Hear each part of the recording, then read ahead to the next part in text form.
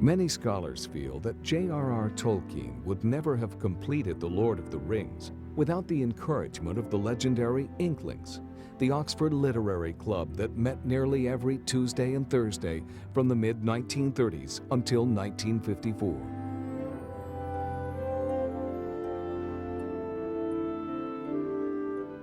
The Inklings were the sort of club, informal club, of people of like mind.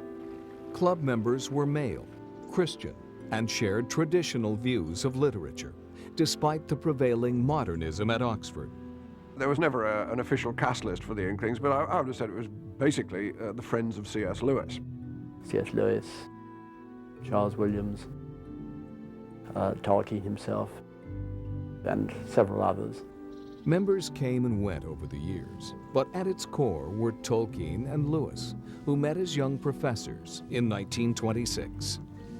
I think they were brought together by a love of certain mythologies. And when they ran out of reading the Icelandic mythologies, they created their own. In the long-standing tradition of academic clubs at Oxford, Tolkien and Lewis formed the Inklings to nurture their writing. They read their work to each other, so you had to have something to show. It was a show and tell group. Tuesday mornings, the Inklings would convene over a pint at the Eagle and Child pub, which everyone called the Bird and Baby. Tuesday mornings, it would probably be kind of lunchtime, and it's a case of dropping in for a drink, and maybe, half an hour or an hour of conversation, then, going off to whatever your business is. Thursday evenings, the group held lively discussions in Lewis's sitting room at Magdalen College. Tolkien even said if somebody walked by the room on Thursday evenings, they would think that they were all fighting because it was very pugnacious and boisterous. Tolkien, for instance, might well read a chapter of Lord of the Rings and ask for comments and see what people thought about it. And one of the things that this does is that if you know you've got an audience waiting for you or liable to say, well, have you got anything for us, you carry on writing. The camaraderie of the group was also very important to Tolkien. He said himself that by 1918, all but one of his close friends were dead. So that really his next circle was the Inklings. Lewis really was the reservoir of energy for the group. He often did a lot of the reading. He made sure the conversation went along certain lines. They were not to talk about their personal lives. He frowned on that, and he would cut that off. He was, I'd say, an enormously productive person. C.S. Lewis was a prolific and disciplined writer.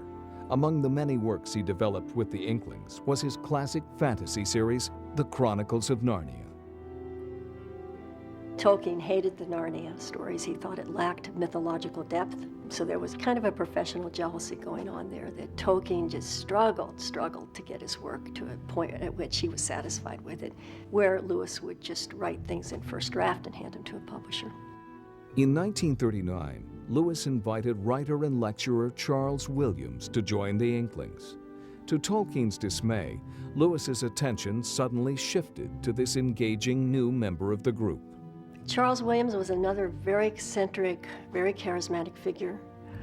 Came out of a different world. He didn't come through the academic, private school world of Tolkien and Lewis. Meetings sometimes lasted until after midnight, as the Inklings grappled with the common themes of their work. One of the connections, actually, is the idea of evil and where it comes from. Lewis, for instance, is famous for the Screwtape Letters, which is actually a set of letters written by a senior devil to a junior devil, telling him how to go about tempting people. Williams really wrote, I think we could call them occult thrillers, which often have in them, very marked images of the wickedest person in the world. And of course, Tolkien is also, I think, very interested in the genesis of evil. Tolkien, of course, stating that the nothing is evil in the beginning, but you can make yourself evil. Another common thread among the Inklings' writings was the concept of wraiths. Tolkien actually, I think it's probably his idea, the ring wraiths, but Lewis as often picked it up and actually has a very striking image of what he thinks a wraith is like in his book, That Hideous Strength.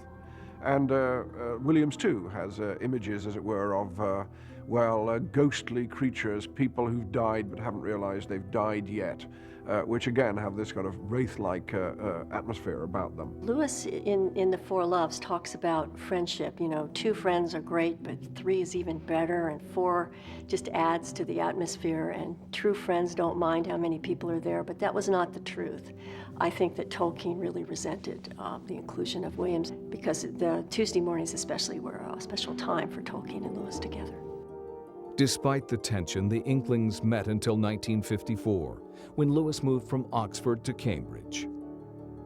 The Tolkien-Lewis friendship was further strained in 1957, when Lewis, a confirmed bachelor, suddenly married American divorcee Joy Davidman, mother of 2 young boys, ex-communist, and a recent convert from Judaism to Christianity. He announced it in the newspapers on Christmas Eve, and I think that friends were very hurt by that. Although Tolkien and Lewis managed occasional visits, the ongoing conversation was over. I am sure that Tolkien would never have finished The Lord of the Rings without Lewis continually encouraging him and urging him on and talking to him and generally sort of smoothing the way for him. The Eagle and Child is still a popular Oxford watering hole.